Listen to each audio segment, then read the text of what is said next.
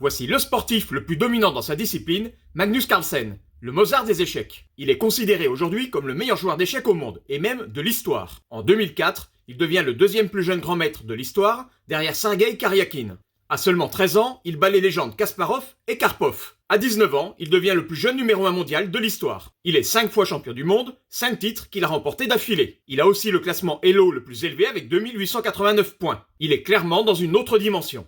Carlsen détient aussi le record du plus grand nombre de victoires consécutives, 125. Il est aussi le premier joueur à avoir remporté les 3 couronnes mondiales, en blitz, en partie rapide et en partie longue. Bref, il trône au sommet de l'univers des stratèges des échecs. Quand un type est aussi balèze, son seul adversaire c'est lui-même. Et c'est justement ça le problème, puisqu'une certaine lassitude s'est installée chez lui. Et oui, à force de tout gagner, Carlsen n'a plus vraiment l'énergie pour se préparer à un championnat du monde tous les 2 ans, et ne trouve plus la motivation pour affronter les joueurs de sa génération. En 2022, il a tout simplement abandonné sa couronne mondiale. Son objectif désormais, être le premier joueur au monde à atteindre la barre mythique des 2900 Elo. Accessoirement, à 31 ans, il a déjà amassé plus de 9 millions de dollars de gains en tournoi. Et ça, c'est sans compter les nombreux revenus de ses contrats publicitaires. Il contribue également à développer les échecs en tant que e-sport sur des plateformes de streaming telles que Twitch et YouTube. Et puisqu'on parle d'e-sport, sachez qu'il a également été numéro 1 mondial du jeu Fantasy Premier League, un jeu de management sur le football qui compte 7 millions de joueurs à travers le monde. Faut reconnaître qu'il est quand même sacrément doué.